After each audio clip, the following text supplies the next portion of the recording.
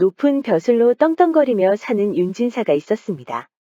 많은 재물의 지략까지 있어서 주변 사람들의 시기까지 받고 있었는데요. 게다가 그에게는 아리따운 홍씨 부인이 있었습니다. 워낙 절세미인이다 보니 몸종들도 한눈을 팔 정도였습니다. 하지만 누구든지 완벽한 사람은 없는 법이죠. 금실 좋은 부부처럼 보이는 두 사람에게도 말하지 못할 고민이 있었답니다.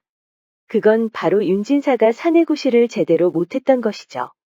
홍씨 부인은 지체 높은 양반댁 여인답게 늘 근엄한 얼굴을 하면서 다니지만 홀로 있을 때는 늘 한탄했습니다. 홍씨 부인이 봐도 윤진사는 정말 무엇 하나 부족할 것 없었지만 밤만 되면 아주 작아지는 남자였죠. 홍씨 부인은 그날 밤에도 한숨만 쉬었습니다. 늘 유쾌하던 윤진사도 점점 아내에게 미안한 마음이 들었죠. 그러던 어느 날 윤진사에게 큰 변화가 일어났습니다. 미안한 아내에게 금두껍이라도 선물하려고 머슴 덕팔과 함께 시장을 가던 날이었습니다. 두 사람은 모처럼 땀을 흘리기 위해 경치 좋은 산을 지나 고개를 넘어가고 있었는데요. 덕팔아, 모처럼 걸었더니 다리가 아프구나. 좀 쉬었다 가자꾸나. 날이 얼마나 걸었다고 벌써 이렇게 지치셨습니까? 제가 미리 가져온 물이라도 드릴갑쇼. 됐다, 너나 마시거라. 그러다 윤진사가 숲이 우거진 쪽으로 향하는 게 아니겠습니까? 날이 어디 가십니까? 잠깐 경치 좀 보려는 것이니 신경 쓰지 말고 너는 그 물이나 마시거라. 사실 윤진사는 소피가 마려웠던 겁니다. 늘 주목받고 시기까지 받는 윤진사라서 몸종에게도 보여주고 싶지 않은 것이 있었죠. 윤진사는 많이 급했습니다.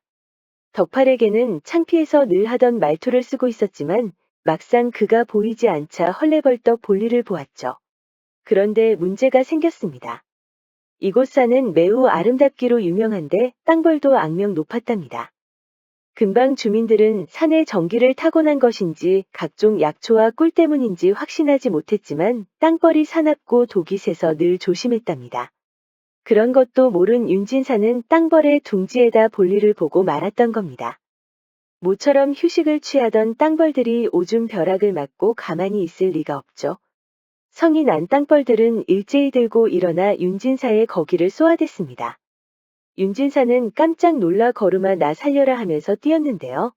물을 마시면서 쉬고 있던 덕팔도 놀랄 수밖에 없었죠. 날이 왜 그러시옵니까?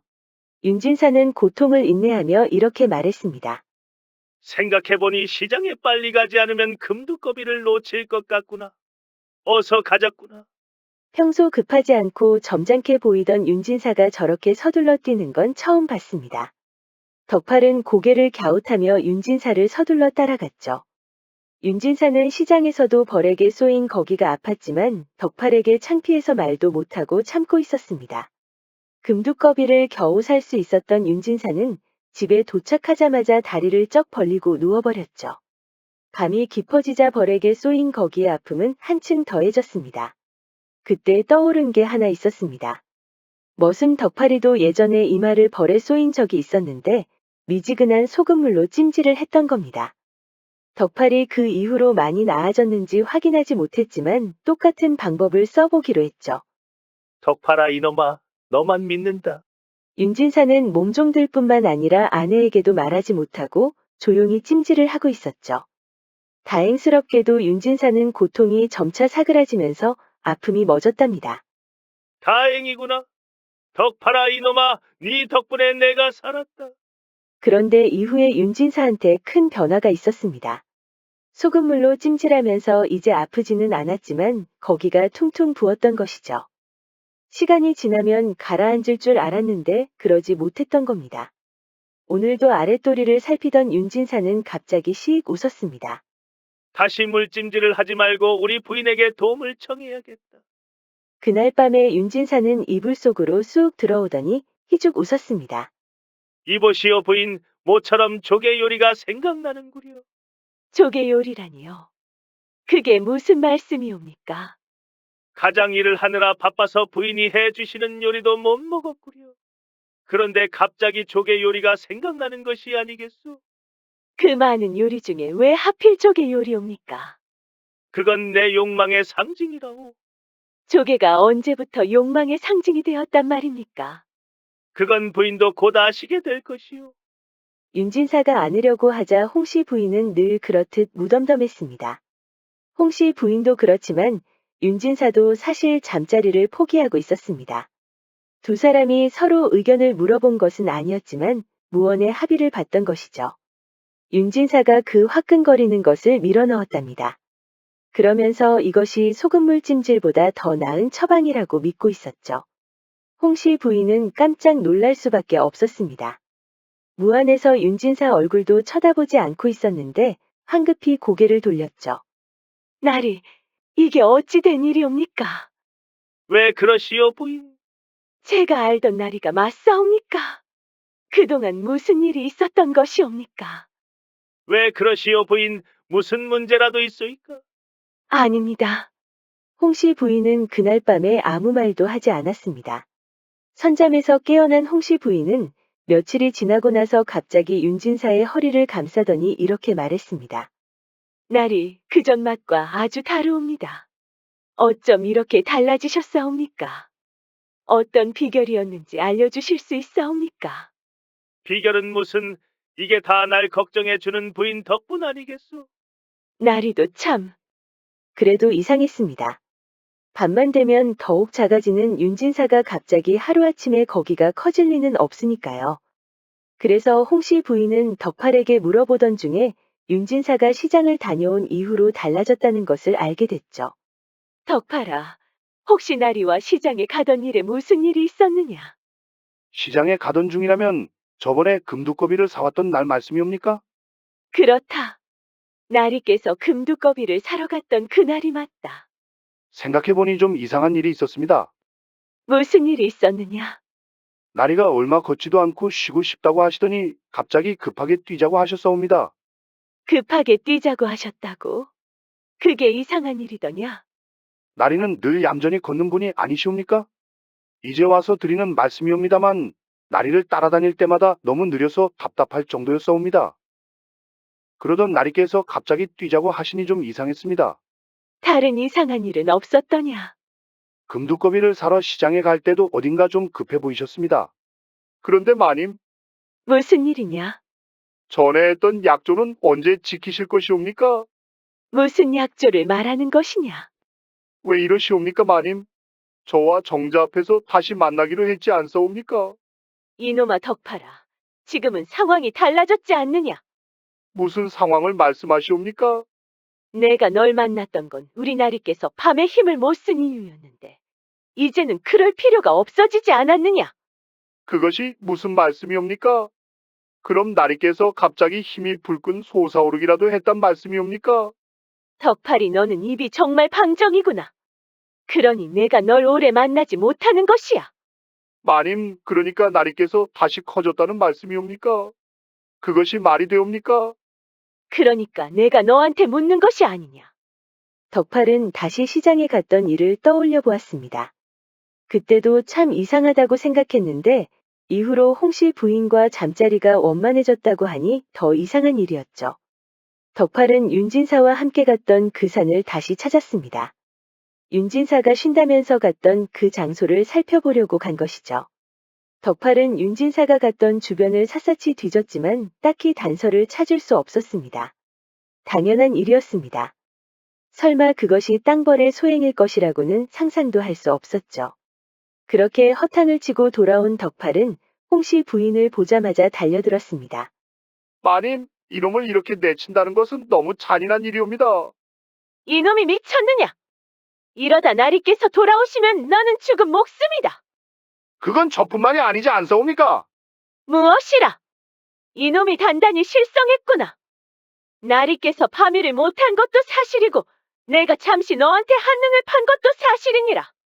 그렇다고 해서 어떻게 내가 너의 여인이 될 것이라고 착각한단 말이냐. 덕팔은 분노했죠. 남편의 바밀이 만족스럽지 못해 찾을 때는 언제고 이제 와서 다시 노비 대하듯 천대하니 말이죠. 덕팔은 그날 이후로도 윤진사의 그 비결을 알아내기 위해 무당도 찾아갔지만 소용이 없었습니다. 그러던 어느 날 덕팔이 금방 양반댁 몸종들과 식사를 할 기회가 있었습니다. 모처럼 앉아 양반들 헐뜯는 재미를 보고 있을 때 덕팔이 그간의 사정을 말했습니다. 얘기를 듣던 친구들도 갈피를 잡지 못했는데요. 단서라고는 전혀 없고 그저 윤진사가 갑자기 급하게 뛰어갔다는 사실밖에 없으니까요. 덕팔은 윤진사가 급해 보였다는 것이 마음에 걸렸습니다. 그러자 한 친구가 윤진사가 혹시 거기가 아팠던 건 아닌가 하고 의견을 말했습니다. 그저 농담으로 꺼낸 말이었는데 덕팔은 설득력 있게 들렸습니다. 거기가 아파서 거기가 커졌다? 덕팔은 추리를 시작했습니다. 산에서 거기가 아플 일이 뭐가 있을까 하고 궁리하고 있는데 이번에는 다른 친구가 이런 의견을 말했습니다. 그 산에서 악명 높은 땅벌들이 있는데 혹시 쏘인 건 아닌가 하고요. 그제야 눈치를 챈 덕팔은 무릎을 치려다가 소중한 거기를 치면서 고꾸라졌죠. 친구들은 배를 잡고 웃다가도 덕팔이 너무 심하게 거기를 쳤다는 것을 깨닫고 힘겹게 일으켰죠. 그거야, 바로 그거야. 땅벌한테 쏘여서 거기가 커진 것이었어. 덕팔은 바로 이 사실을 홍씨 부인에게 알리기 위해 집으로 뛰어갔습니다. 모처럼 친구들과 대화할 수 있는 시간이었는데 그것도 내치고 가버린 것이죠. 그만큼 홍씨 부인과의 시간이 행복했던 겁니다. 얘기를 전해 들은 홍씨 부인은 코웃음을 쳤습니다. 덕팔이 네가 이제 하다하다 해괴망측한 소리를 하는구나. 정말이옵니다, 마님. 믿기 어려우시다면 나리께 여쭤보시면 되지 않겠사옵니까? 네 말대로 벌한테 쏘였다고 해도 그 양반이 사실대로 말하겠느냐? 너라면 말하겠느냐? 벌 덕분에 거기가 커졌다고. 홍씨 부인이 아랫도리를 흘겼더니 덕팔이 다시 덮치려고 했습니다. 자제를 좀 하거라. 대체 어떻게 말해야 정신을 차리겠느냐? 저는 마님 없으면 아니 되옵니다. 저도 그 산에 가서 벌에 쏘이고 싶은 심정이옵니다. 미쳐도 단단히 미쳤구나. 적당히 하거라. 그날 밤에도 윤진사가 돌아와 그 퉁퉁 부은 그것을 밀어넣었죠. 밤새 울리는 홍씨 부인의 신음소리에 덕팔은 시기가 나서 견딜 수가 없었습니다. 이후 윤진사가 잠시 일을 보러 가면서 며칠 동안 집에 없었는데요. 덕팔은 홍씨 부인의 그 온기라도 느끼기 위해 사랑채 주변을 얼씬거리고 있었습니다. 그런데 사랑채에 인기척이 없는 게 아니겠습니까? 덕팔은 부엌을 갔다가 우물에서 소리가 들리는 것 같아 조심스럽게 걸어갔죠. 거기에서 홍씨 부인이 정화수를 한 그릇 떠놓고 정성껏 빌고 있었습니다. 땅벌님, 우리 주인을 한 번만 더 쏘아주소서. 굵기는 딱 그 정도가 좋습니다. 길이만 더 늘려주신다면 여한이 없겠습니다. 덕팔은 하도 어이가 없어서 바로 방으로 돌아왔습니다. 이 견딜 수 없는 분노를 참을 수가 없어 홍씨 부인에게 복수하고 싶었죠. 그러던 어느 날 윤진사가 서한을 보내 덕팔에게 금두꺼비를 살 것을 지시했습니다. 시장에 다시 가라는 것인데 덕팔은 무엇이 떠올랐는지 홍씨 부인과 같이 가기로 했습니다. 홍씨 부인이 직접 골라야 제대로 된 금두꺼비를 살 수 있다고 설득한 것이죠. 홍씨 부인은 덕팔의 말이 일리가 있다고 보고 여종들도 포함해서 시장으로 떠났습니다. 덕팔은 윤진사와 갔던 바로 그 경로로 안내했습니다. 홍씨 부인이나 여종들도 굳이 이 산길로 갈 필요가 없다는 것을 모르고 있었습니다. 그저 덕팔이 길을 다 알고 있으니 믿고 맡긴 것이죠. 덕팔은 일부러 홍씨 부인이 물을 자주 마시게 했습니다. 이후 여종들도 모두 지치고 앉아서 쉬고 있을 때 홍씨 부인이 소피가 마려웠죠. 덕팔은 기회가 왔다 여기고 홍씨 부인을 숲이 우거진 곳으로 안내했습니다. 바로 윤진사가 소피를 봤던 그곳이었습니다. 덕팔이 예상했던 대로 홍씨 부인이 볼일을 보자마자 비명 소리가 들렸습니다. 덕팔은 기다렸다는 듯이 홍씨 부인에게 달려가 볼기를 때리기 시작했습니다. 마님, 아직 벌이 있으니 제가 떼어놔야겠구먼요. 덕팔은 그동안 쌓인 감정을 모두 풀어서 때렸는데요. 이후 자초지종을 들은 윤진사는 덕팔에게 죄를 묻고 합당한 대가를 치르게 했습니다. 홍씨 부인은 윤진사가 손수 가져온 소금물로 찜질한 덕분에 고통이 금방 가셨습니다. 다행스러운 건 말벌이 그리 많지 않았고 홍씨 부인의 볼기 몇 군데만 쏘였던 겁니다. 덕분에 홍씨 부인의 볼기만 커졌는데요. 아픔이 사라지자 홍씨 부인은 더 유염한 볼기 덕분에 윤진사에게 사랑을 듬뿍 받을 수 있었습니다. 지족지게라는 옛말이 있습니다. 그치고 만족하는 경계라는 뜻으로 자신의 분수를 알아 만족할 때 더는 욕심을 부리지 말라는 의미입니다. 예전 어느 마을에 윤씨라는 총각이 살고 있었습니다. 무척 가난했지만 사내답지 않게 어여쁜 외모와 여느 여인 뺨칠 정도로 아름다운 목소리를 가지고 있어 근방에 살고 있는 양반댁 따님들도 흠모할 정도였죠. 하지만 윤씨는 따로 사모하는 민씨라는 여인이 있었습니다. 문제가 있다면 민씨가 과부였다는 건데요. 윤씨 친구들도 처음에는 말렸지만 민씨의 빠져나올 수 없는 미모 덕분에 이제는 다들 부러워한답니다. 그러던 어느 날 윤씨에게 좋지 못한 소식이 들려왔습니다. 친구들이 말하길 이웃에 살고 있는 조판서라는 남자가 민씨에게 곧 청혼을 한다는 겁니다. 처음에는 윤씨도 콧방귀를 뀌었습니다. 조판서는 나이가 50을 훌쩍 넘은 데다 듣기로는 자녀도 2명이나 있었기 때문입니다. 그런데 이미 조판서가 민씨를 만나 청혼을 얘기해 두었다는 소식까지 들렸습니다. 당황한 윤씨는 그날 밤에 몰래 민씨의 집을 찾았습니다. 마님, 근방에 살고 있는 그 노인네가 찾았다고 하는데 사실이옵니까? 민씨는 윤씨가 질투를 하고 있다는 것을 금방 눈치채고 골려주고 싶었습니다. 과부에게 가장이 생기는 일인데 해가 될 일이 있겠느냐. 마님, 어찌 그런 말씀을 하시옵니까? 왜 그렇게 정색을 하는 것이냐? 그럼 네가 내 남편이라도 되려고 했단 말이냐? 마님, 그렇게 말씀하시니 정말 섭하옵니다. 제가 마님을 얼마나 사모하는지 아시지 않사옵니까? 들으시는 것처럼 윤씨는 목소리도 여인처럼 아름다워서 지나가는 양반댁 따님들도 깜짝 놀랄 정도였습니다. 민씨는 좀 더 달콤한 말을 이어갔습니다. 그렇게 여인다운 얼굴을 하고 있으니 영 사내답지 않구나.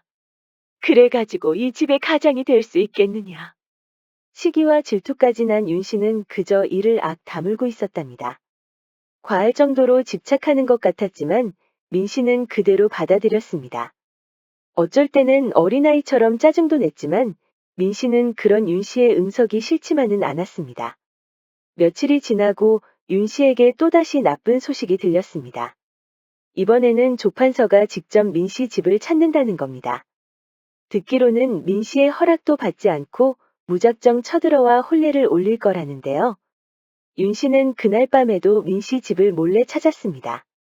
마님, 소식 들으셨습니까? 무슨 소식을 들었길래 이렇게 몰래 찾아왔느냐? 너는 지치지도 않느냐? 지치다니요, 마님. 저는 마님이 걱정돼서 그렇사옵니다. 그렇게 내가 걱정되느냐? 내가 매일 너에게 서한이라도 보내야 마음이 놓이겠느냐? 마님, 눈물 칠 때가 아니옵니다. 그 노인네가 무작정 쳐들어와서 마님을 데려갈 작정인가 봅니다. 그게 무슨 말이냐? 그리고 노인네가 무엇이냐? 나이 많은 호랍이지만 그래도 나란 일을 하시는 양반 아니냐? 존칭부터 제대로 쓰거라. 제가 그럴 기분이 아니지 않사옵니까? 윤씨는 땅이 꺼지도록 한숨을 쉬었지만 민씨는 웃음이 나왔습니다. 마님, 웃음이 나오십니까?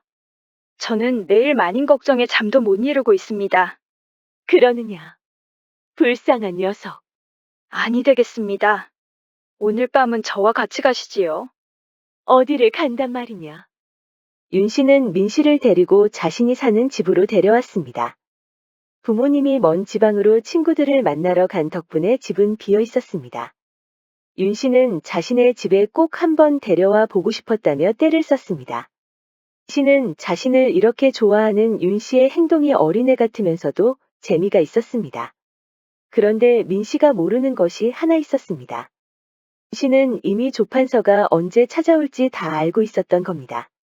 민씨를 데려온 것도 바로 조판서가 허탕을 치게 만들 속셈이었던 겁니다.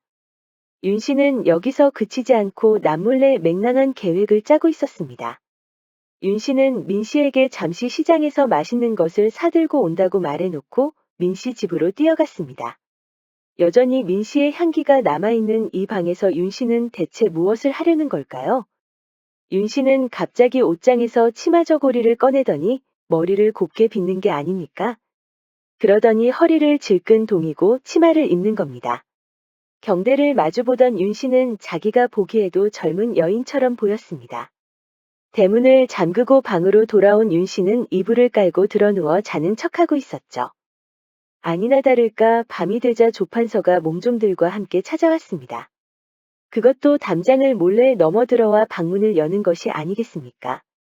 조판서는 옆으로 돌아누운 윤 씨를 보더니 제대로 알아보지도 않고 무작정 사랑 국어를 시작했습니다. 부인, 나 조판서가 왔소이다. 밤낮 가리지 않고 그대 생각에 잠이 오지 않아 어쩔 수 없이 실례를 무릅쓰고 이렇게 왔구려. 윤 씨는 겨우 웃음을 참더니 쥐어짜듯이 여자 목소리를 내었습니다. 저는 이미 일편단심 서방님을 잃었습니다. 그러한 제가 어찌 나리의 여인이 될 수 있겠사옵니까? 그런 여인의 마음을 사랑하지 않을 수 없어 이렇게 잠도 청하지 못하고 온 것이 아니겠소. 부디 이 가련한 마음을 알아봐 주시면 안 되겠소. 윤 씨는 이 욕심 많은 노인네를 골리는 것이 재밌어지기 시작했습니다. 그럼 나리께서 해주실 일이 있사옵니까? 저를 위해서 뭐든지 하실 수 있사옵니까? 원하시는 것이 있소이까? 그렇다면 뭐든지 말해 보구려. 내일 이 시간까지 금두꺼비 하나 가져와 주십시오. 금두껍이라. 듣던 것과 달리 재물에 욕심이 있으셨구려. 원한다면 더 많이 갖다 드릴 수 있소이다. 또 원하는 것이 있소이까? 계속 가져다 주실 수 있습니까? 그렇다마다요. 원하신다면 365일 매일 가져다 드릴 수도 있지. 윤 씨는 잠시 부자라도 된 것 같아 기뻤습니다. 단지 민 씨에게 다시는 접근하지 못하게 하려고 시작한 일이 사기까지 치는 것 같아 마음에 걸렸지만 욕심 많은 조판서를 골려줄 것을 생각하니 끝이 보이지 않았습니다. 하지만 이 아슬아슬한 대화는 길게 가지 못했습니다. 계속 금두꺼비 얘기만 듣고 있던 조판서가 금방 인내심의 바닥을 드러낸 것입니다. 부인, 그대의 목소리를 듣고 이렇게 갈 수는 없겠소. 보쌈이라도 하는 것 같아 마음이 아프지만 어쩔 수 없소이다. 그대를 내 집으로 데려가야겠소. 조판서는 주변에 보이는 버선짝으로 윤 씨의 입을 틀어막고 이불로 몸을 감싸더니 등에 지고는 방을 나와 버렸습니다. 그동안 윤 씨는 얼굴을 보이지 않기 위해 눈을 감고 고개를 돌렸는데 이미 흥분해 버린 조판서는 아무것도 보이지 않았던 모양입니다.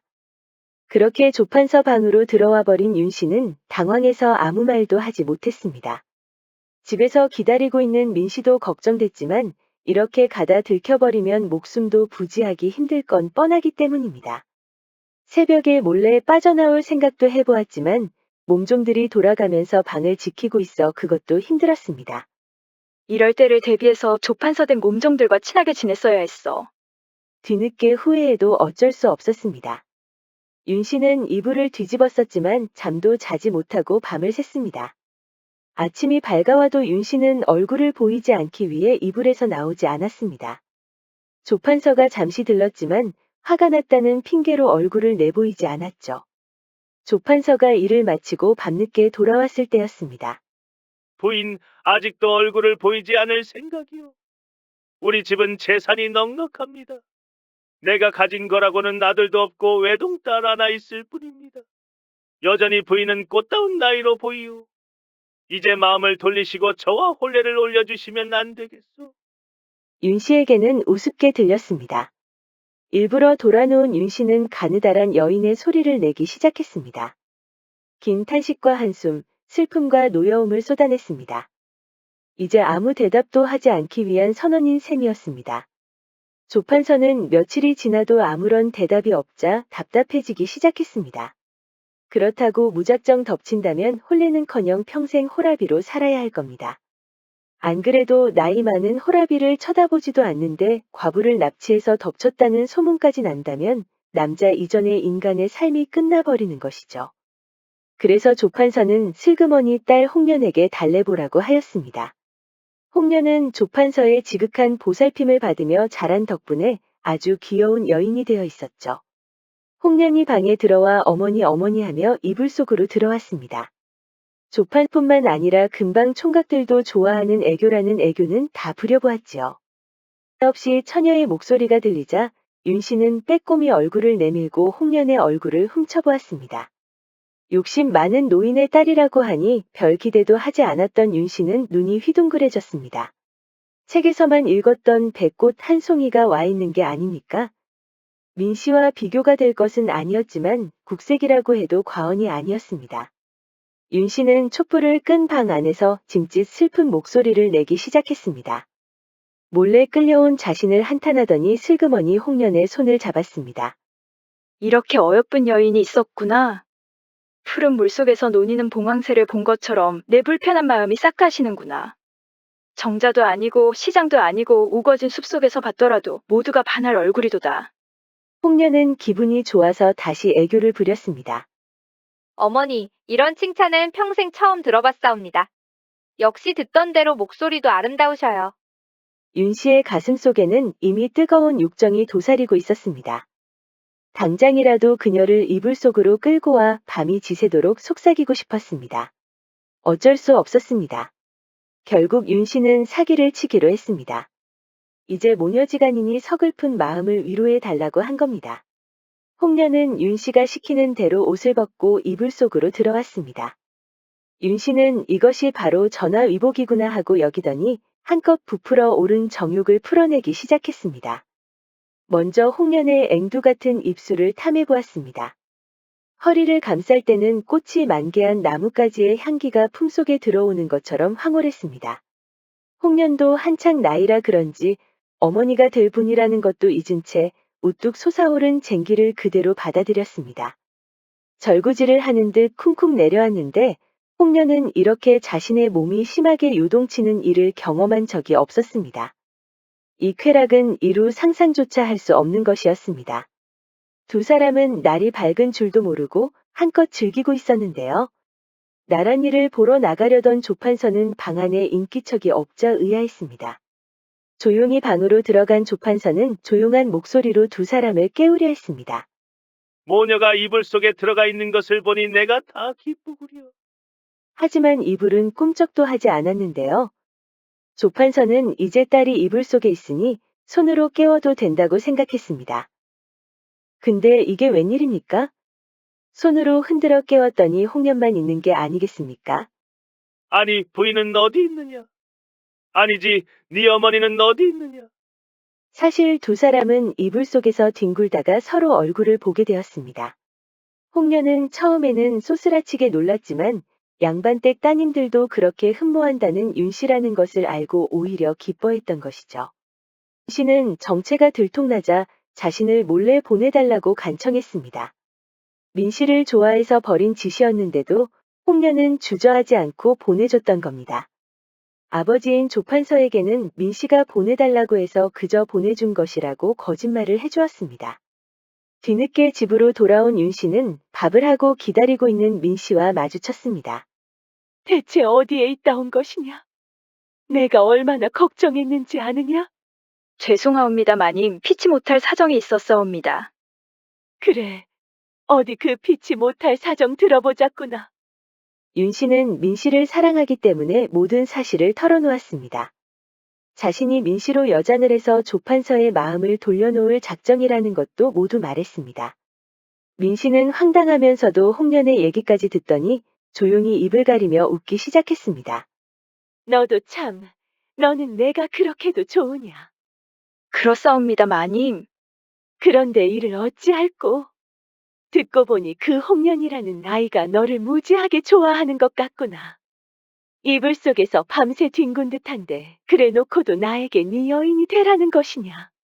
그건 잠시 제가 미쳤나 봅니다. 그때 문 밖에 누군가의 기척이 들렸습니다. 밖을 나가보니 조판서와 그의 딸 홍련도 와 있었습니다. 결국 홍련도 윤 씨와 있었던 일을 그대로 조판서에게 전했던 겁니다. 조판서는 속은 것이 분했지만 차분히 생각해보니 서로 나쁘게 결론 내릴 일은 아니었습니다.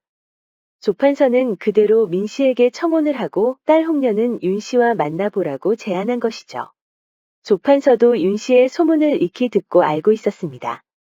오죽하면 양반댁 따님들도 흠모한다고 하니 실제 그 얼굴을 보고 있자니 정말 남자가 봐도 아름다웠습니다. 내가 정말 감쪽같이 속았구나. 그게 다 부인을 아껴서 벌어진 일이 아니겠느냐? 이렇게 보니 정말 훤칠하구나. 몸집이나 목소리나 모두 여인네 같지만 뭐 어찌하겠느냐. 내 딸이 좋다 하는데. 그렇습니다. 결국 윤 씨도 자신이 그동안 민 씨를 여인으로 사랑했던 게 아니라 모성애였다는 것을 깨달은 것이죠. 윤 씨는 그것을 남녀간의 사랑으로 착각했던 겁니다. 민 씨 역시 윤 씨가 나이에 맞는 제 짝을 찾길 간절히 바라고 있었습니다. 봉황우비라는 옛말이 있습니다. 봉황이 이에 난다는 뜻으로 봉황이 서로 짝지어 나는 것처럼 부부가 서로 화목함을 비유하여 이르는 말입니다. 남의 혼인을 축하하는 말로도 쓰입니다. 집신도 제 짝이 있다, 천생배필이라는 말 들어보셨을 겁니다. 누구에게나 그에 맞는 짝이 있는 법이죠. 우리 영상을 시청하시는 여러분들도 친구든 연인이든 마음에 맞는 분과 만나시어 행복한 삶이 가득하시길 바랍니다. 예전에 유생들의 존경을 받는 나이든 선비가 있었는데요. 한참 유생들을 가르치던 선비가 재밌는 제안을 했습니다. 몸종에게 붉은 깃발과 푸른 깃발을 가져오라고 한 뒤에 큰 마당에 꽂아 두라고 명했습니다. 한참 학문을 배우고 있던 유생들은 어리둥절했죠. 자, 여기 있는 유생들은 모두 부인이 있다고 들었다. 맞느냐? 유생들은 모두 대답했지만 갑자기 부인이 있느냐고 물으니 의아할 수밖에 없었죠. 여기서 부인 말에 꼼짝도 못하는 유생은 붉은 깃발에 서고 부인을 다스릴 수 있는 유생은 푸른 깃발에 서 보거라. 학문에 매진하던 유생들이 가엾기도 한 선비는 마침 자신도 부인 말에 꼼짝도 못하는 형편이라 머리도 식힐 겸 이런 재밌는 장난을 쳤던 겁니다. 한 유생이 머리를 극적이면서 피식 웃더니 붉은 깃발 쪽으로 천천히 움직였습니다. 그러자 다른 유생들도 서로 씩 웃으며 따라가기 시작했죠. 모두 붉은 깃발 쪽으로 붙고 있는데 한 유생만이 푸른 깃발에 서는 것이었습니다. 붉은 깃발에 선 유생들은 놀랄 수밖에 없었죠. 한 유생은 어쩐지 첫인상부터 듬직하게 보였다면서 감탄을 금치 못했습니다. 어떤 유생은 말수도 적고 몸집도 좋더니 역시 부인을 잘 다스린 것이라고 믿었습니다. 그렇게 모두들 감탄하고 있을 때 이 장난을 주도한 선비도 놀란 표정을 하며 그 유생에게 다가갔습니다. 자네는 어떻게 그곳에 서 있는가? 이유를 물어봐도 되겠나? 그러자 유생은 이렇게 답했습니다. 제 부인이 당부하기를 남정네 셋이 모이면 여색 이야기를 할 수 있으니 거리를 두라고 하였습니다. 붉은 깃발에 서게 된다면 모두 모여서 늦은 밤에 술과 음식을 즐길 것이 뻔하니 부인이 염려한 일이 벌어질까 푸른 깃발에 선 것이옵니다. 선비는 눈을 깜빡깜빡하고 있었는데 붉은 깃발에 선 유생들은 웃음바다가 됐습니다. 이 유생의 농담에 재밌다고 손뼉을 치며 손가락질을 하고 있는데 선비는 좀 다른 생각을 하고 있었죠. 그래서 선비는 늦은 시각에 이 유생을 따로 불렀습니다. 자네, 아무리 봐도 부인과 남다른 사연이 있는 것 같은데 맞는가? 사연이라면 사연이겠지만 저에게는 정말 슬픈 일이지요. 그래, 그 사연 좀 들어봐도 되겠나? 유생은 좀 머뭇거리는 눈치였습니다. 그만큼 자신에게는 힘든 사연이었나 봅니다. 걱정하지 마시게. 나도 부인과 만나는 과정이 그리 유쾌하지 않았다네. 나도 사연이라면 사연이지. 혹시 아는가? 우리가 사연을 털어놓으면서 서로 위로를 받을 수도 있잖아. 한참 고민하던 유생은 힘겹게 입을 열었습니다. 예전 한 지역의 이름난 재상이 관찰사가 되어 나타났습니다. 이 지역은 예부터 아름다운 강산으로 유명했는데 선비나 관직을 가진 자제들에게는 따로 알려진 것이 있었죠. 바로 검은고와 피리 등으로 성대한 음악을 자랑하는 기녀들이었습니다. 이 중에도 퉁소를 아주 잘 다루는 기녀가 있었는데요. 이름은 미란이었지만 퉁소를 아주 잘 분다고 해서 모두들 소여선이라고 불렀습니다. 모두 미란을 보겠다고 각계각층의 사람들이 모여들었는데요. 새로운 관찰사 역시 미란의 재주에 흠뻑 빠져 있었죠. 미란은 퉁소만 잘 다루는 것이 아니라 춤 역시 화려했습니다. 우두머리 기녀가 노래를 부르면 주변을 감싸는 다른 기녀들이 악기 연주를 시작하고 미란이 주인공이 되어 춤을 추는 것이었죠. 미란의 무대를 지켜본 관찰사는 그녀가 너무나 기특하여 만난 음식에 비단 선물까지 건넸습니다. 그렇게 맺어진 인연은 관찰사의 아들 박도령에게 이어졌습니다. 미란에게 박도령의 시중을 들게 했던 것이죠. 이때부터 미란과 박도령은 몇 해 동안 함께 놀곤 하였습니다. 이제는 가까운 사이가 되어 사랑의 감정이 무르익기 시작했죠. 관찰사는 걱정했습니다. 이제 임기가 마무리됐기 때문에 가족과 함께 모두 서울로 돌아가야 했던 것이죠. 미라는 이곳 기녀이기도 하지만 아들의 부인으로 데려가기에는 주변의 시선도 의식했던 것입니다. 아들의 품행에 혹여 흠이라도 갈까 마음이 놓이지 않았습니다. 그래도 관찰사는 현명한 남자였습니다. 가문에 먹칠을 할 수도 있는 일이었지만 아무래도 당사자가 결정해야 한다고 믿었던 겁니다. 그래서 곧장 아들을 불러 편하게 본인의 생각을 말하라고 물었습니다. 기녀를 데려간다면 혼사길이라도 막힐까 두렵지만 처업 하나를 두는 것도 나쁘지 않았던 겁니다. 관찰사는 아들의 기분을 생각해 최대한 배려를 했던 겁니다. 박도령의 반응은 의외였습니다. 그까짓 어린 기생 때문에 고민한다는 것은 말도 안 된다는 것이죠.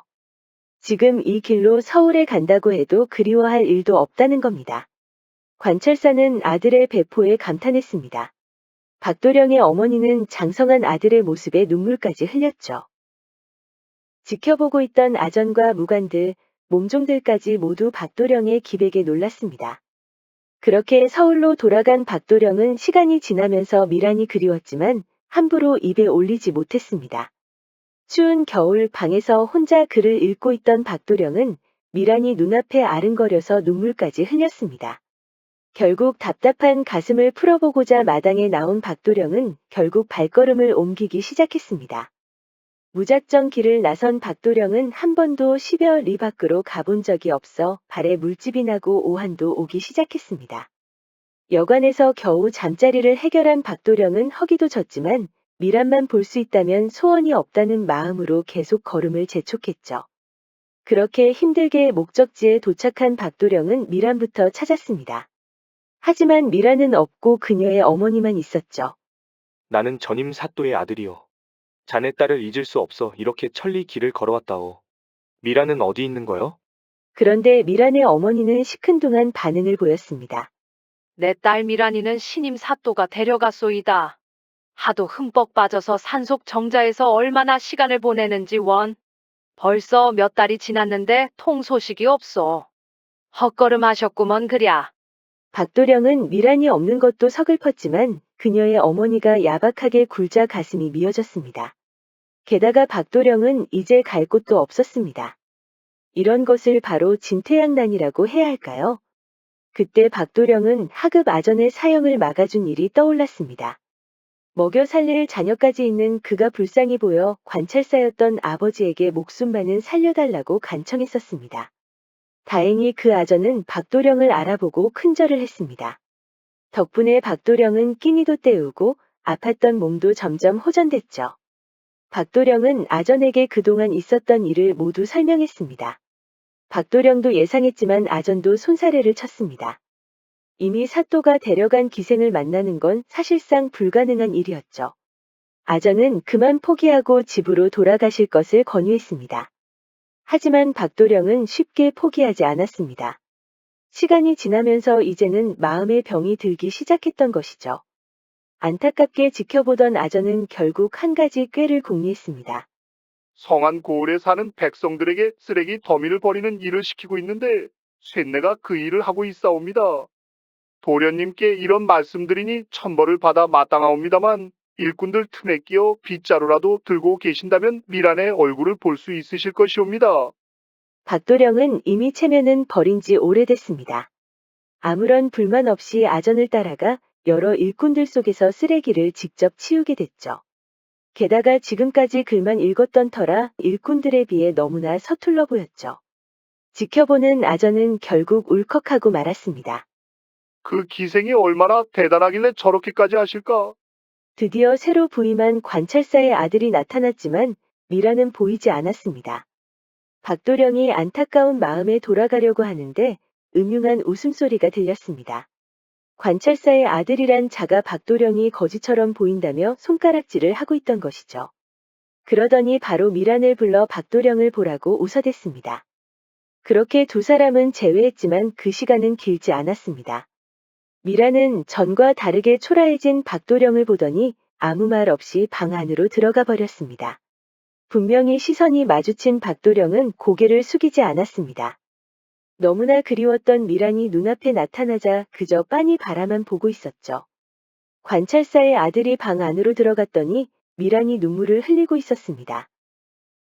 서툴러 보였던 몸종을 보고 모처럼 웃었던 관찰사의 아들은 미란이 눈물을 흘리니 괴이쩍게 여기며 물었습니다. 저는 천한 기생의 몸으로 낭군의 지나친 사랑을 받았사옵니다. 매일 비단옥과 진수성찬에도 웃지 못하는 이 미련한 것을 호되게 꾸짖어 주소서. 제가 집을 나온 지 벌써 몇 달이 지났습니다. 워낙 가난하여 제가 직접 아버지의 제사 음식을 차렸사옵니다. 지금 어머니가 어떻게 지내시는지도 궁금하오나 한 그릇 밥도 잘 챙겨 드시는지 걱정이 되옵니다. 그리하여 매일 밤 낭군의 품에 안기면서도 웃지 못하였나이다. 오늘이 바로 아버지의 제삿날이옵니다. 나이든 어미가 홀로 있을 것을 생각하니 절로 슬퍼져 눈물이 났습니다. 관찰사의 아들은 유복하게 자란 탓인지 미란의 하소연이 크게 와닿지 않았습니다. 하지만 제삿날이라고 하니 집에 보내지 못할 이유는 없었죠. 그렇게 허락을 받은 미란은 서둘러 집을 찾았습니다. 어머니, 혹시 전임사또의 아드님이 오시지 않으셨나요? 그래, 왔었구나. 네가 새로운 관찰사의 아들을 따라 집에 없다고 했지. 그것이 다이옵니까? 그렇게 말씀만 드리고 떠나 보냈단 말씀이옵니까? 그럼 나에게 무슨 수라도 있더냐? 그렇게 사라지고 아무런 소식도 없더니 갑자기 찾아와서 전임 사또 아들을 왜 찾는 것이냐? 어머니도 참, 어떻게 그렇게 매정하시옵니까? 천리를 걸어 여기까지 오신 분을 어떻게 집에도 들이지 않고 내쫓으셨단 말입니까? 내쫓기는 누가 내쫓아? 그냥 아무런 말도 없이 떠났다니까. 그렇습니다. 미라는 쓰레기를 치우는 박도령을 알아본 것이었죠. 속으로는 당황했지만 겉으로는 냉정한 척하고 어떻게 된 일인지 생각해 본 것이었습니다. 자신을 너무나 그리워한 박도령이 부모의 허락도 없이 혼자 힘으로 여기까지 왔다는 게 뻔했죠. 제삿날 얘기를 한 것도 지금의 관찰사 아들에게 빠져나오려고 했던 계획이었습니다. 미라는 기녀였지만 그 명성에 걸맞게 머리도 좋았습니다. 지금 박도령이 어디에 있을지 한참을 고민하던 미라는 결국 아전을 생각해냈습니다. 일꾼들 틈에 들어간 건 자신을 보기 위한 계획이었고 성안 고을에서 사는 아전 누군가의 도움을 받았다고 추측한 것이죠. 그렇게 아전의 집까지 찾아낸 미라는 박도령과 재회했습니다. 두 사람은 눈물을 흘리며 한동안 끌어안았습니다. 지켜보던 아전도 부인과 함께 감동의 눈물을 흘렸죠. 박도령과 미라는 도망치기로 했습니다. 아무도 모르는 두메산골로 들어가 품팔이를 하며 살기로 했는데 박도령이 워낙 이런 일에 서툴러 미란이 대신 바느질을 하며 입에 풀칠이라도 할 수 있었죠. 겨우 초가집 하나를 얻은 두 사람은 다행히도 이웃의 친절함 덕분에 간신히 하루하루를 살아갈 수 있었죠. 미라는 이곳으로 올 때 가져온 비단옷과 비녀, 놀이개 등을 팔아 생활했습니다. 박도령은 어떻게든 몸종 일을 해보려고 했으나 쉽지 않았죠. 미란에게만 부담을 주는 것 같아 박도령은 늘 불편하기만 했습니다. 그러던 어느 날 미란이 박도령을 앉혀놓고 이렇게 말했습니다. 도련님과 제가 부모를 떠난 지가 벌써 한 해가 지났습니다. 이 불효를 어떻게 갚을 수 있단 말입니까? 그러니 도련님이 과거에 급제하시어 이름을 알리셔야 합니다. 저도 마땅히 그렇게 생각하나 부인이 보는 것처럼 내 몸과 정신은 모두 망가져 버렸소. 그대를 딱 한 번만 보고 싶다는 생각에 여기까지 왔는데.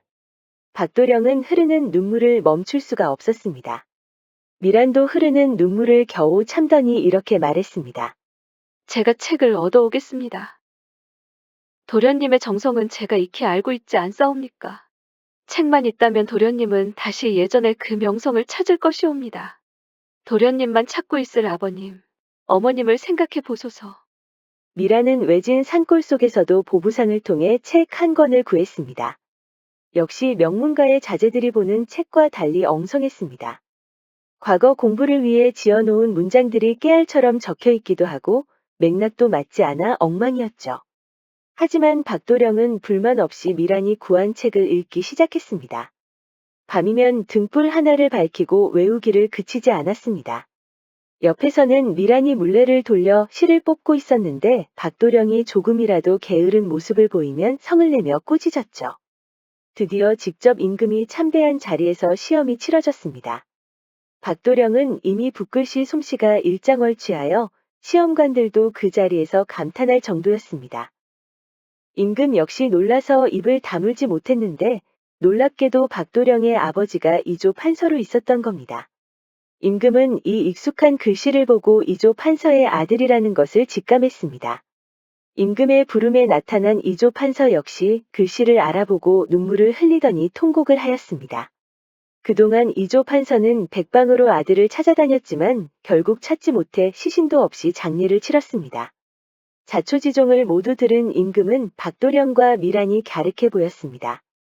미란은 임금의 명에 따라 기녀가 아닌 정실부인이 되었고 박도령은 관직에 오르는데 그 어떠한 문제도 없게 되었죠. 이야기를 모두 들은 나이든 선비는 눈물을 뚝뚝 흘렸습니다. 이런 인연도 있구나. 자네 아비 후임 사또가 바로 나였네. 박도령은 깜짝 놀랐습니다. 선비 아들은 첩으로 데려올 미란이 사라지자 전국을 찾아다녔다고 합니다. 그래서 내가 그랬지. 그 아이는 너와 인연이 아닌 게라고.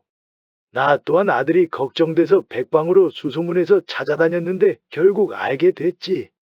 그 아이와 몸종으로 보이는 남자가 시골 마을에서 살고 있다고. 듣기로는 둘이 워낙 사랑하는 사이라서 이웃들도 늘 따뜻하게 대한다는 말도 들었네. 나는 아들에게 말하지 않았네. 그런데 그 몸종으로 보였던 사람이 바로 자네였구먼. 다행히 선비 아들은 그 이후로 크게 반성하여 인품 좋은 여인과 혼례를 올려 잘 살고 있다고 합니다. 삼생지연이라는 옛말이 있습니다. 삼생을 두고 끊어지지 않는 깊은 인연을 말하는 것이죠. 박도령과 미란처럼 부부의 인연은 고결한가 봅니다. 우리 영상을 시청하시는 여러분들도 남편과 아내에게 모처럼 사랑한다는 말 해보시는 건 어떨까요? 누가 봐도 미인이라고 할 정도로 예뻤으나 행실이 단정치 못한 홍란이라는 과부가 있었습니다. 지나가는 한 시인은 중국에서 전해져 오는 전설의 봉황새를 보는 것 같다며 감탄을 금하지 못했죠. 하지만 홍란은 어머니조차 혀를 내두를 정도로 철이 없었습니다. 홍란아, 너는 이렇게 아리따운 모습을 하면서도 왜 그리 행실이 좋지 못한 게냐? 어머니, 제가 뭘 그리 잘못했다고 이렇게 매일 탓하시옵니까? 유가댁 도령님하고 있었던 혼인도 벌써 잊은 게야? 어머니, 그건 제가 도령님하고 궁합이 맞지 않는다. 몇 번을 말씀드리옵니까? 아이고, 네가 무슨 점쟁이냐? 그것을 해보지도 않고 어찌 궁합 타령이냐? 홍란 부모님은 철없는 딸을 하루빨리 시집 보내기 위해 육가댁 서도령과 혼례를 올렸습니다. 그런데 홍란은 서도령 얼굴을 보자마자 속궁합이 맞지 않는다며 한사코 혼례를 거부했습니다. 서도령은 홍란에게 한눈에 반해 서둘러 혼례를 올렸지만 홍란의 기고만장한 태도 때문에 결국 집을 나가고 절연해버렸죠. 홍란의 어머니가 진짜 걱정하는 건 따로 있었습니다. 바로 홍란의 변덕 때문이었는데요. 저렇게 남자를 까다롭게 고르는 것 같지만 한편으로는 제대로 사내구실을 하는 남자를 원했던 것이죠. 어쩔 때는 남자라면 무조건 출세를 잘해야 한다는 말도 하니 부모 입장에서는 난감했던 겁니다. 홍란의 어머니가 걱정했던 일은 곧 터지고 말았습니다. 근방에 총각 유도령이라는 남자가 살고 있었는데요. 이 남자 역시 행실이 그리 좋지 못하다고 소문이 자자했습니다. 며칠 전에 다른 곳으로 이사를 간 처녀를 함부로 건드렸다는 소문도 있었죠. 홍란의 어머니는 특히 유도령이라는 남자를 조심하라고 늘 당부했습니다. 그런 유도령이 뜬금없이 홍란을 찾아와 이렇게 말했습니다. 홍란아, 나하고 살지 않을래? 기겁한 홍란은 유도령에게 미쳤다고 윽박질렀죠. 모처럼 어머니 말씀이 100번 옳다고 되새기고는 유도령이 나타날 때마다 도망쳤죠. 그러던 어느 날 유도령이 갈퀴를 손에 들고 찾아왔습니다. 홍란아, 너희 집에도 땔감이 많이 떨어졌지? 그런데 왜? 내일 뗄나무를 가지러 가는데 너한테도 해다 주려고 그래. 우리 집 땔감도 해준다고? 그래, 홍란아. 그래도 내가 널 좋아하는데 이 정도도 못 해주겠어. 그런 일이라면 하지 마. 뭐하러 그런 수고를 해? 좋아하는 여자를 위해서 그 정도도 못하겠니? 홍나는 또 도망치려고 했지만 유도령이 갑자기 슬픈 목소리를 냈습니다.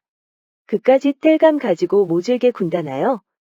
홍나는 어쩔 수 없이 그렇게 하라고 했는데 유도령은 여기서 그치지 않고 산책을 가자고 했습니다. 홍나는 다시 화를 냈지만 이번에는 어차피 시집가는 홍난에게 따로 해줄 게 없으니 땔감이라도 해준다는 겁니다. 홍나는 크게 한숨을 쉬더니 유도령을 따라 산책을 갔습니다. 유도령은 지게 하나를 지더니 홍난에게도 같은 지게를 주는 겁니다. 나한테 이걸 왜 주는 거야? 너희 집만 땔감을 가져갈 수는 없잖아. 이것은 네 지게에 올려야지. 그렇게 무거운 걸 나보고 지라고? 이롭소. 멜빵을 짧게 하면 세 다리도 거뜬히 들 수 있어. 거짓말하지 마. 그런 게 어딨어? 그럼 네가 감당할 수 있을 정도만 지면 되잖아. 홍나는 안 그래도 산 구경이 하고 싶어 가벼운 마음으로 유도령을 따라가려고 했습니다. 땔감이 조금이라도 무거우면 유도령에게 맡기면 된다고 믿었죠. 한참을 걸어 올라 뗄나무를 모을 적당한 장소를 골랐습니다. 유도령은 가볍게 지게에 올려 일어났지만 홍나는 무겁다고 징징거렸죠. 어쩔 수 없이 유도령은 홍난의 땔감 몇 개를 가져왔습니다. 그렇게 산에서 내려오고 있는데 홍난의 응석은 계속됐습니다. 생각보다 너무 무겁잖아. 그러지 말고 땔감 몇 개만 더 가져가. 여인한테 이렇게 힘든 일을 시키다니. 너 정말 못됐어. 참다 못한 유도령은 내려가던 길에 갑자기 걸음을 멈췄습니다. 홍난도 깜짝 놀라 유도령의 얼굴을 빤히 쳐다봤는데요. 갑자기 유도령이 시익하고 웃는 게 아닙니까? 홍나나, 이제 보니 멜빵이 다시 길어졌구나. 내가 다시 짧게 해줄게. 유도령은 홍난의 어깨에 걸려있던 멜빵끈을 잡아 다시 짧게 해줬는데요. 유도령의 눈에는 홍난이 귀여워 보였는지 마치 지게에 의해 결박된 것처럼 보였습니다. 홍난의 몸이 사내보다 훨씬 작아 보인 이유도 있었죠. 안 그래도 약이 오른 유도령은 홍난을 골려주고 싶었습니다. 슬쩍 지게를 뒤로 밀었더니 홍난이 낮아빠진 거죠. 홍난은 지게 위에 올려진 채 두 발을 허우적거리고 있었습니다. 야, 뭐 하는 거야? 다시 본래대로 안 해놔? 유도령은 홍난이 드러누운 채 두 발을 흔들고 있으니 흑심이 생겨날 수밖에 없었습니다. 홍나나, 어쩔 거냐? 나하고 살 거야? 안 살 거야? 그게 갑자기 무슨 소리야? 이 상황에서 그게 할 소리야? 그러니까 묻는 거야. 그게 무슨 말이야? 유도령은 다시 한번 씩 웃더니 지금 네가 간두짓에 있다 이거야. 네 지금 꼬리 대막대기 끝에 선 꼬리네. 어쩔 거야? 너 이러려고 산책하자고 한 거지? 그렇다면 어쩔 건데? 유도령의 시선이 서서히 홍난의 양다리 사이로 가고 있었습니다. 홍난은 이러다 정말 큰일이라도 날 것 같았죠. 그래서 홍난은 이 짐 좀 벗고 라며 조심스럽게 속삭였습니다.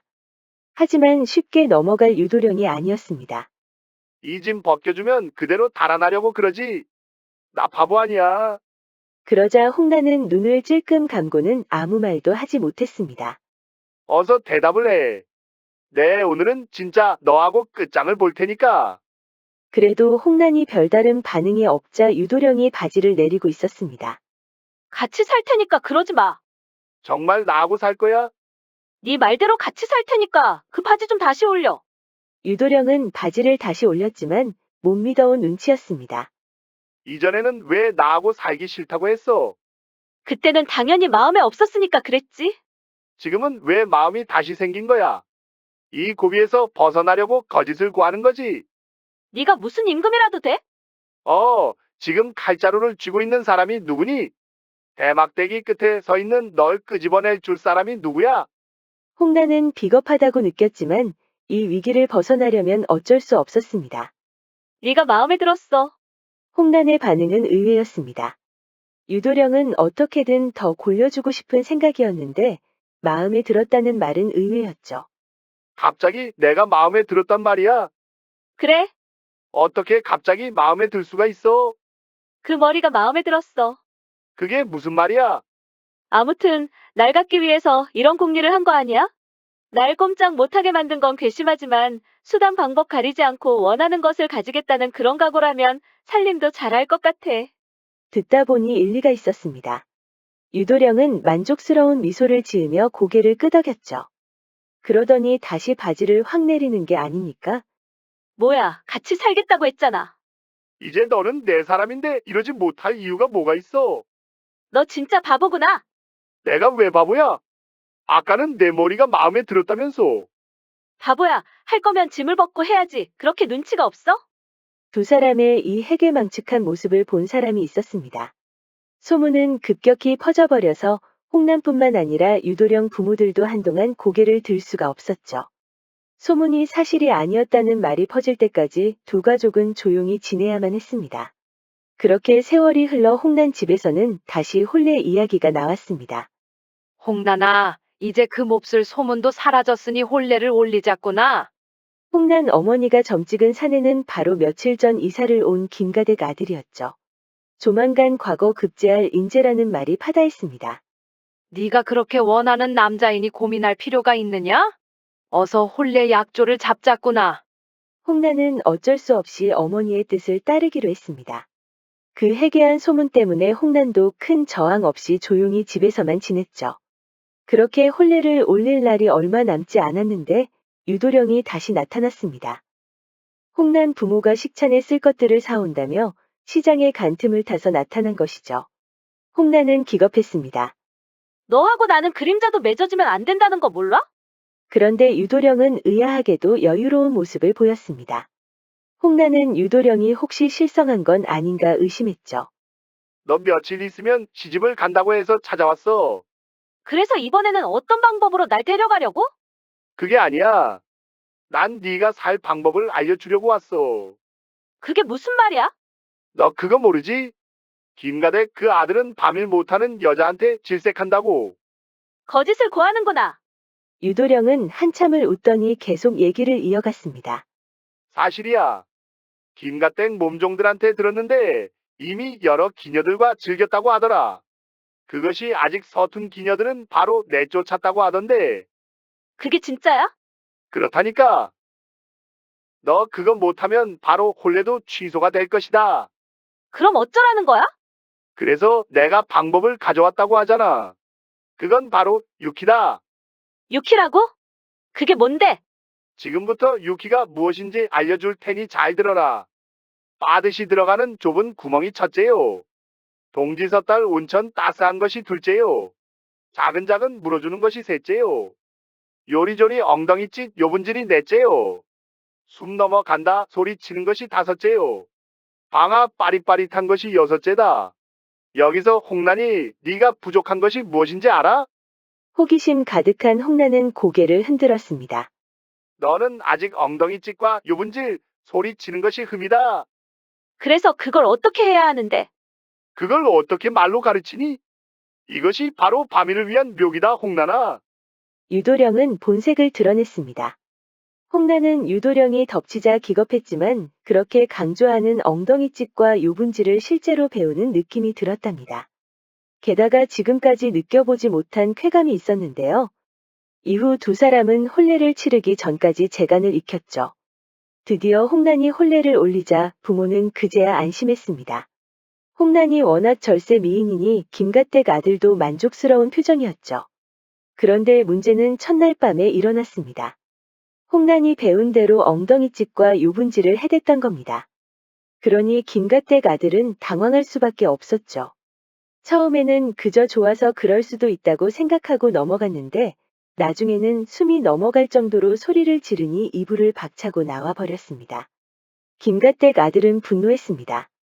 신부가 처녀가 아니라는 것을 알아차리고 바른대로 고하라고 한 것이죠.